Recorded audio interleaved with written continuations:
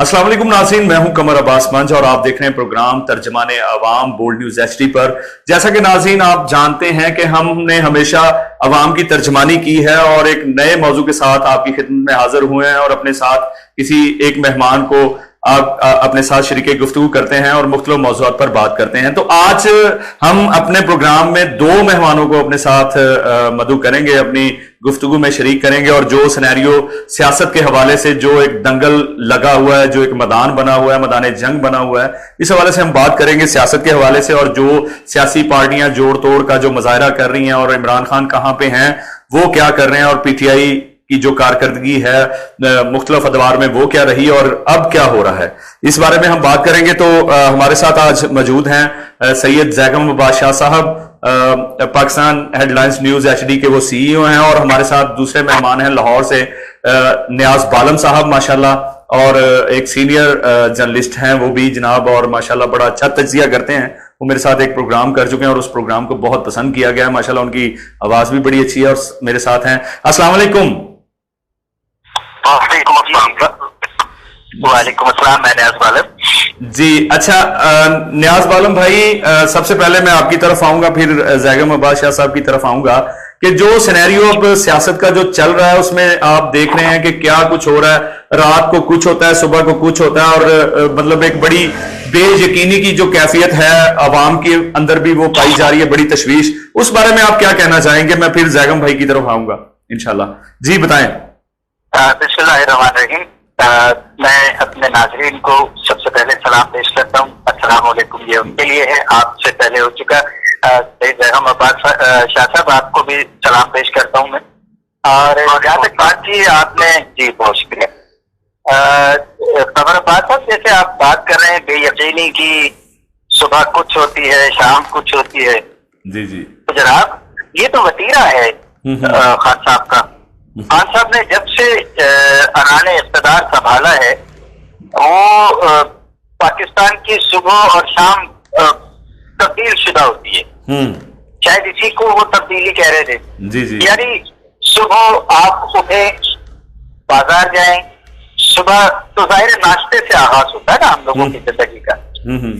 तो जब नाश्ता लेने आप जाएं, तो कल जब आप गए थे किसी दुकान पे चीनी लेने के लिए, तो वहां कुछ रेट था, और जब आप आज जाएंगे सुबह तो चीनी का कुछ और रेट होगा, पूरी का कोई और रेट होगा, चने का कुछ और रेट होगा, सौंफ पाए का रेट कुछ जो है वो और होगा। और से मुराद नीचे की तरफ जाने की नहीं है जनाब, फ्लाइंग रेट्स है अब। तो हर चीज जो है वो जब से खान साहब आए हैं तो माशाल्लाह सुबह नर्ख कुछ और होते हैं और शाम तक वो कीमतें जो है वो आसमान को छू रही होती हैं और तब्दील हो चुकी होती है। आप और हम लोग कोई, हमारे बचपन कोई फर्क से नहीं है, थोड़ा थोड़ा सा फर्क होगा, इतना कोई तो ज्यादा फर्क नहीं होगा। हमारे दौर में अगर एक चीज अठन्नी की थी, मिसाल के तौर पे अठन्नी हम कहते थे 8 आने को 50 पैसे। जी जी जी। तो जब हम एक चीज हम जब 2 साल के थे तब वो अठन्नी की थी, जब हम 10 साल के हो गए तब भी वो अठन्नी की थी। आप यकीन कीजिएगा, तब भी वो अठन्नी की थी। 10 साल के हो गए हम अठन्नी की थी। और फिर उसके बाद में क्या हुआ, हद हुई कि जनाब वो 50 पैसे थे, उस पर रेट बढ़ गए जी, महंगाई हो गई है, थोड़ा सी चीजों पर रेट बढ़ गए। कितने हो गए? 55 पैसे हो गए जी। 55 पैसे हो गए, ठीक है। 55 पैसे, 5 पैसे बढ़ा दिए जी। उस पर भी लोग जो है शोर मचाते थे। लोगों को शायद याद होगा एक इंसिडेंट के चीनी की कीमत जो है वो 25 पैसे बढ़ी, और पूरी कौम सड़कों पे थी। और जो भी यानी ये वतीरे वाली जो बात है बालम भी, इसमें एक बात कोट करना चाहूंगा जो आपने स्टार्ट में की, वतीरे की बात। तो ये वतीरा हमारी आवाम का भी बन चुका है कि हम किसी हाल में खुश नहीं है। हाँ बिल्कुल सही कह रहे हैं आप, बिल्कुल सही कह रहे हैं। असल में हम लोगों के जो पॉलिसी साहब है वो चाहते ये हैं कि अगर चैन आ जाए इस कौम को, ये चैन और करार की नींद सोने लगी, तो फिर ये कौम जो है कहीं ऐसा ना उसके हमसे सवाल पूछने लगे। इसको ना वो आपकी जैसे पंजाबी जबान में कहते हैं ना, अपनी पा दो। तो अन्नी तो हमेशा से डालते हैं, लेकिन अपने पार्टी, मैं पंजाबी को जहां तक समझाऊंगा इस जबान को, तो वो इसका ये होता है कि यार अपने आप में मशगूल रहे, अपने बच्चों, अपने घर, अपनी फिक्रें, अपने माशी फिक्रें, अपनी समाजी फिक्रें, इन्हीं में पड़े रहे लोग सियासत को बस हम जैसा चाहे वैसा देखें जी, हमारी नजर से देखें, अपनी नजर से ब्लाइंड हो जाए, अंधे हो जाए, इनकी ना नजर रहे, ना इनका यकीन रहे, ना इनकी सोच रहे, ना शऊर रहे। तो ये तो मतलब सुबह शाम वाले सिर्फ सरकार जैगम भाई नहीं है। मैं अब बालम भाई जरा जैगम भाई को भी थोड़ा सा टाइम देते हैं वो।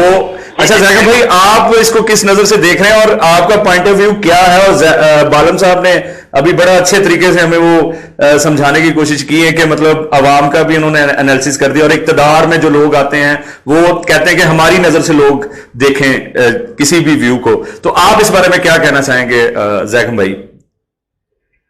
पहले तो जी बहुत शुक्रिया आपका नवाजिश कि आपने आज इस प्रोग्राम को किया और इस टॉपिक को लिया। वो रखते हैं और इनके नजरियात जो है वो हो सकते हैं स्ट्रॉन्ग हो, लेकिन मेरा जो टोटली इनसे मैं इनके अगेंस्ट ही जाऊंगा। तकरीबन 45 साल तो हमारी भी एज हो गई है और अगर 4 साल में खान साहब ने इन चीजों को कंट्रोल नहीं किया तो क्या 25 साल या 30 साल हुकूमत करने वालों ने इस चीजों को कंट्रोल किया? आज अवाम ये पूछती है, ये सवाल करती है कि खान साहब ने अगर चीनी जो है वो 61 रुपए से ले पिछले 30 साल में जो हुकूमत करने वाला था उन्होंने 61 पे 51 क्यों नहीं किया? ठीक है। और दूसरी बात ये समझता हूँ यहाँ पे आके मैं एक मतलब जर्नलिस्ट हूँ और मैं जर्नलिस्ट की नजर से देखूंगा तो मैं ये मेरा एक सवाल बनता है कि मुझे ये बताएं कि क्या पंजाब में, सिंध में और पूरे पाकिस्तान में जितनी भी शुगर मिल्स थी इमरान खान साहब की थे या वो जर्दी और नवाज शरीफ खानदान की थी जी मियाँ बरादरान की थी? तो फिर वो चीनी जो है वो 30 पिक्चर्स की बजाय वो पहले 51 पे जानी चाहिए थी, फिर 41 पे जानी चाहिए थी, फिर 31 पे जानी चाहिए थी। फिर मजा आता है कि जी आपके टनौर में जो चीनी वो हम ले आए क्यों जानी चाहिए थी?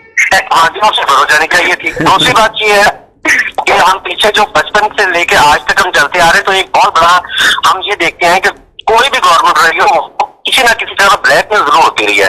आई थिंक सो मैं आज सुबह स्टडी कर रहा था और मैंने तारीख हैरत हुई और बड़ा मैं इस तरह से शौक हुआ कि पाकिस्तान की तारीख में पूरे जितने भी साल गुजर चुके हैं, ये 60 दहाइयां 70 दहाइयां जो गुजर चुकी हुई हैं, इनमें हमने देखा 7-8 दहाइयों में देखा कि कोई भी हुक्मरान, कोई भी वजीर आजम जो है पाकिस्तान का वो अपना टर्म पूरा नहीं कर सकता।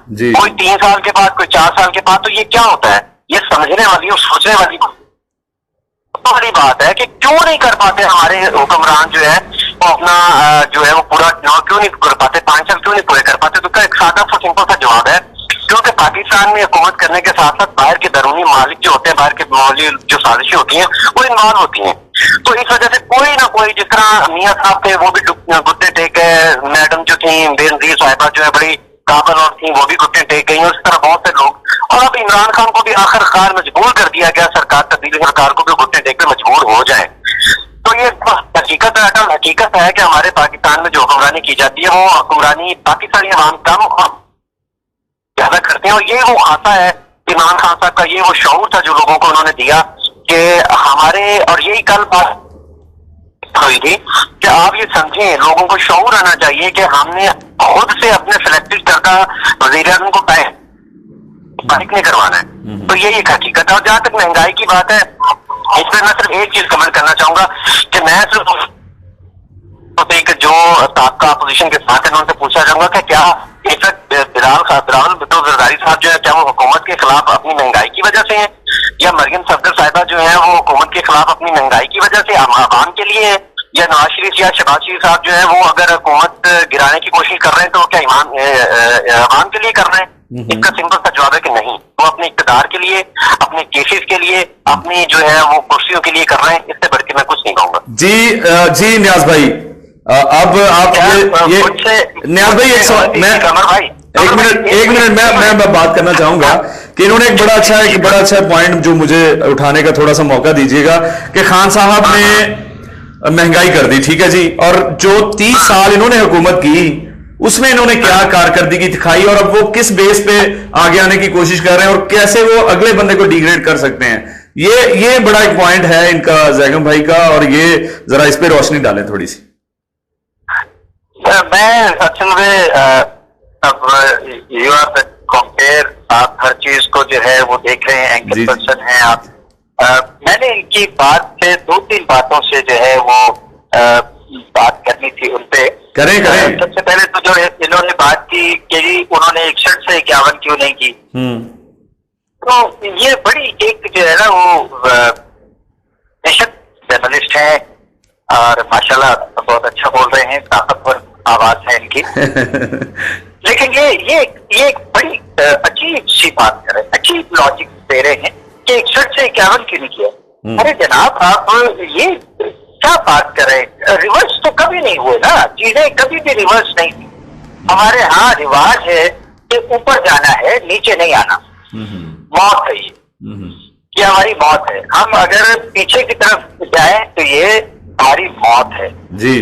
तो ये कभी नहीं हो सकता कि जी वो 61-51 की नहीं हुआ। हाँ, जो 61 है वो एकदम से 100 कैसे हो गया, इस पर बात हो सकती है, इस पर जरूर। क्यों कि ये जो 61 से 61 लोग जो है वो एक रेगुलर उनकी लाइफ का हिस्सा बन गया। 61 आदत बन गई इसकी 61 की। हाँ बिल्कुल।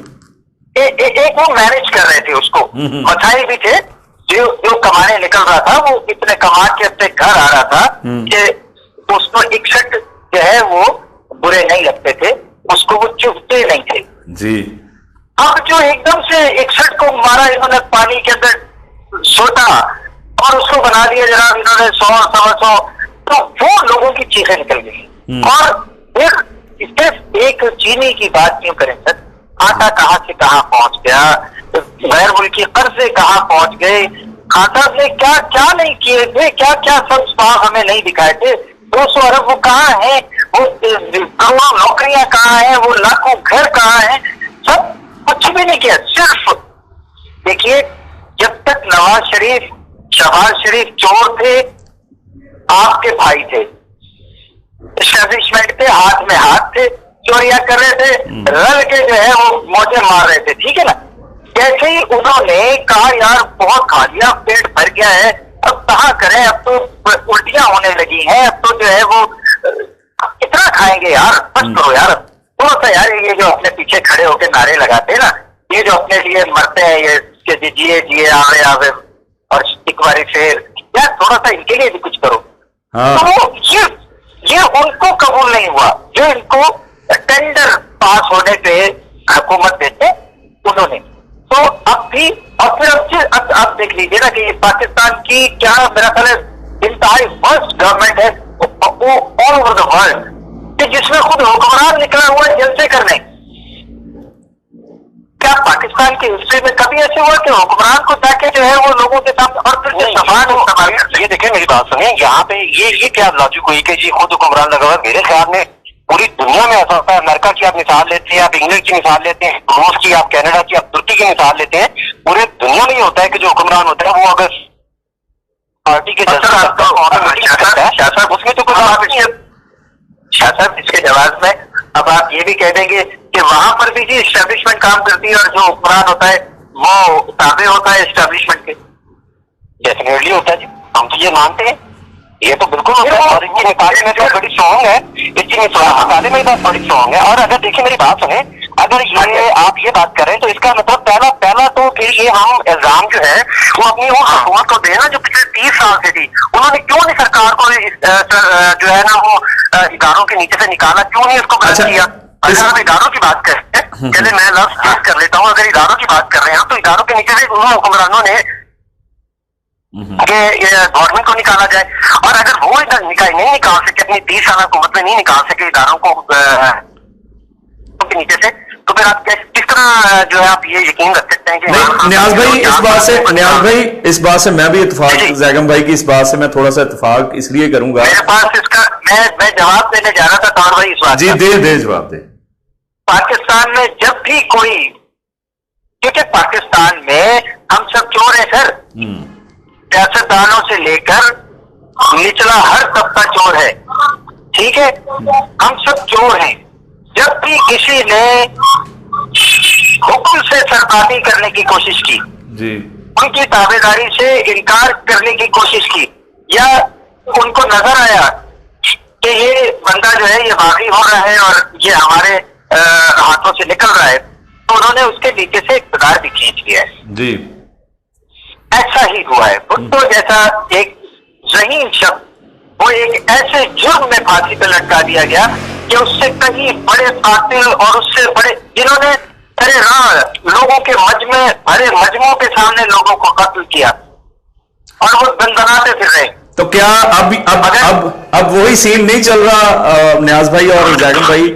आप दोनों से मुश्तरका एक सवाल है मेरा कि अब वही सीन फिर दोबारा नहीं चल रहा शायद? मतलब जो अगर हम थोड़ा सा ये आटा दाल से निकल के थोड़ा सा सोचें, मैं आप दोनों साहिबान से ये बात करना चाहूंगा, आटा दाल से तो अगर मेरी बात सुन लें, अगर मुल्क की जो स्ट्रेटेजी है, मतलब एक ऑल इन द वर्ल्ड, मतलब एक बड़ा एक हाइप क्रिएट हो गई है कि जी इमरान खान मतलब उसने बात की है, उसमें हौसला है, वो बात करने का हौसला रखता है। इन चीजों को क्यों नहीं देखते? हम एक महंगाई पे ही क्यों रो रहे हैं? पूरी दुनिया में आया कि वो महंगाई नहीं है। और दूसरा ये कि जो भट्टो की आप बात कर रहे हैं, मतलब तो ये अब वो सारा सिनेरियो नहीं चल रहा, वही सीन नहीं चल रहा है और वही टीम उसको गिराने के लिए नहीं है। ये बताएं कमर साहब, बात पता क्या है, मुख्तसर से बात मैं कहूंगा कि देखें, अब कौम जो है ना वो अब कौम को शऊर आ चुका है। अब कौम जो है ना वो ग्रीन पासपोर्ट की रिस्पेक्ट चाहती है, इज्जत चाहती है, वकाफ ये नहीं चाहती कि पाकिस्तान का प्राइम मिनिस्टर जो है वो हो और अमेरिका के किसी एयरपोर्ट पे या किसी यूरोप के किसी एयरपोर्ट पे अपने कपड़े उतार के दिखाए जी कि मैं कुछ नहीं है। अब कौम जो है ये नहीं चाहती। अब अगर ये बात कर ली जाए ना, अगर आप माने इस बात को एक्सेप्ट करें, कौम जो है वो शऊर पा चुकी है, कौम में शऊर आ चुका है। कौम ये समझती है कि हमें ये आटा नहीं चाहिए, हमें चीनी नहीं चाहिए, हमें ये नहीं चाहिए, पाकिस्तान की इज्जत चाहिए, पाकिस्तान की रिस्पेक्ट चाहिए और पाकिस्तान का मुकाम चाहिए। तो आई थिंक तो मेरे ख्याल में मेरे भाई मोहतरम जो है वो मुझसे सीनियर हैं और बहुत वो जानते हैं इस बात को कि जब से इमरान खान साहब ने इस हुकूमत को संभाला है, देखिए हम जो है ना हर उस चीज को देखते हैं जहाँ पे पाकिस्तान की इज्जत है। सबसे पहले हमारे लिए ना खान साहब है, ना आपका हुकूमतें हैं, ना अपोजिशन है, पाकिस्तान है। और मैं समझता हूँ कि इन 4 साल में देखें अमेरिका को या किसी और कंट्री को या किसी कंट्रीज को पाकिस्तान का वो बंदा क्यों कर अच्छा लगेगा कि जो पाकिस्तान के वकार को, पाकिस्तान की इज्जत को जो है वो कहेगा जी हम आपसे बराबरी की बात करेंगे। अगर देखा जाए तो खान क्या कसूर है? मैं तो ओपन बात करता हूँ, खान साहब का क्या कसूर है? खान साहब ने यही कहा था कि जी बैठ के मेरे साथ ओपन बात, हम बराबरी की बात करें। ठीक है, ये कसूर है। और आवाज तो एक बात तो समझ शुरू हो चुकी है। बहुत से लोग ऐसे हैं जो नेगेटिव चीजों को लिखते हैं, मैं समझता हूँ चीजों को, इसमें हम देखिए ये मैं ना ज्यादा से प्रोग्राम रख लें कि महंगाई हुई क्यों है, उसकी वजूहत क्या है।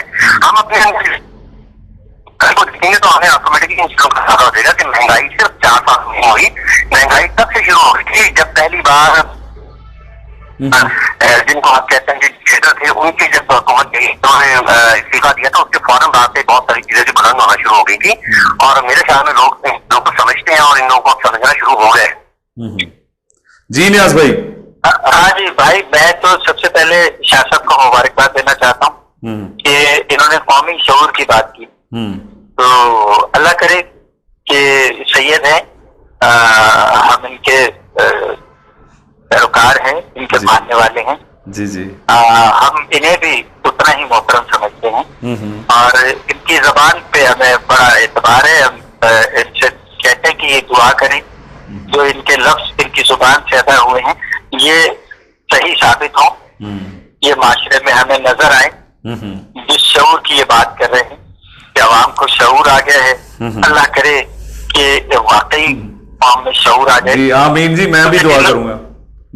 हाँ, जिन कौमों में शऊर उजागर हो जाता है ना, फिर वो कौमें अपने लीडरों को तस्लीम करवाती हैं। वेरी गुड, ऐसे ही। पहले तो उनके सामने लीडर आते हैं जो हकीकी मानों में लीडर होते हैं, इसमें भी कोई शक नहीं। हम पिछले प्रोग्राम में इमरान खान की शख्सियत पे बात कर चुके हैं। बिल्कुल, ट्रू लीडर, जी जी, इज अ ट्रू लीडर। हमने माना है, तस्लीम किया है कि वो एक लीडर है।